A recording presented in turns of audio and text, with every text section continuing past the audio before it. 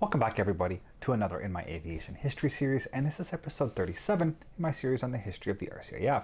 Today we'll be looking at the history of 434 Squadron, from its formation in World War II as a bomber unit till today as a test and evaluation squadron. 434 has had a long and interesting career. But before we get too far into this, my name is Sean, and this is Sean's Aviation.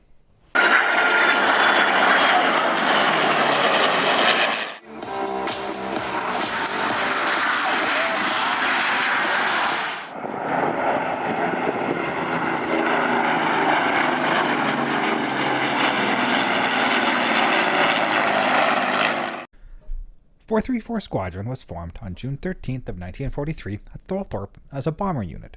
It was part of 6th Group and assigned the squadron code WL and received their first aircraft, Halifax Mark V's, which were fitted with Merlin engines, that same month. Its first mission was flown on August 2nd and was a sea search mission looking for a downed airman. A dinghy was sighted and 2 Halifaxes circled the area until a rescue aircraft arrived on scene.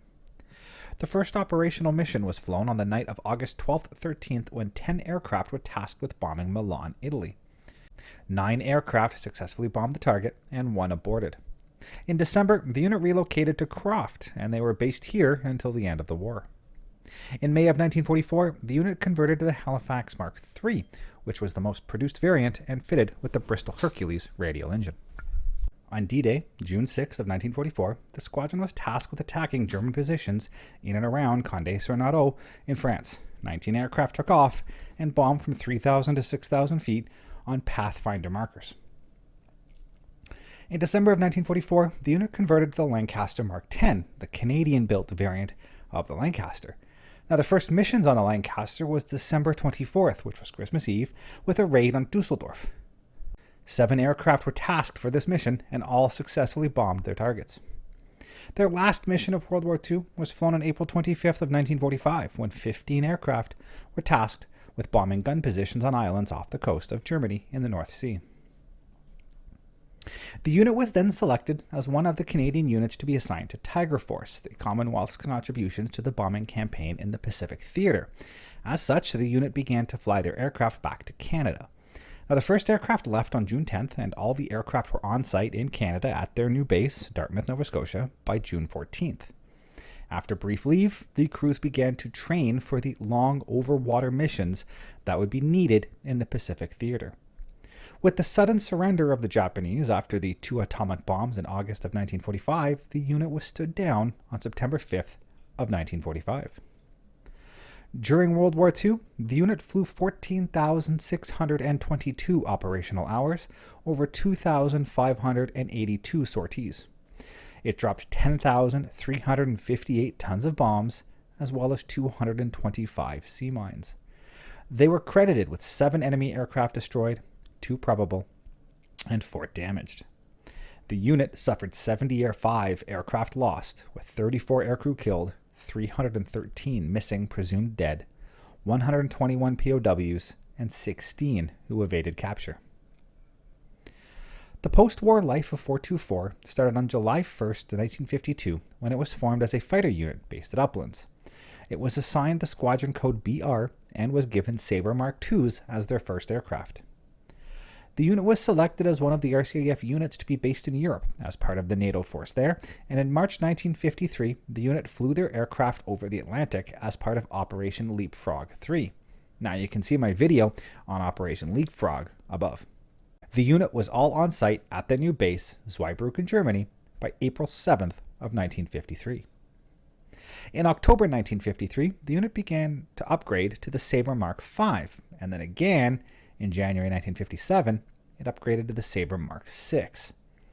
The unit flew many training missions as well as goodwill missions and visits throughout Europe during this time.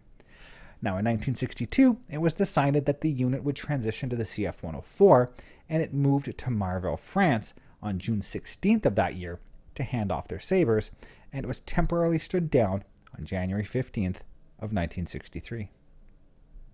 On April 8th, 1963, it stood back up at Zweibrücken, flying the CF-104 in the strike role. However, their time with the CF-104 was short, as the unit was stood down on March 1st of 1967, when the RCAF reduced the number of active CF-104 units.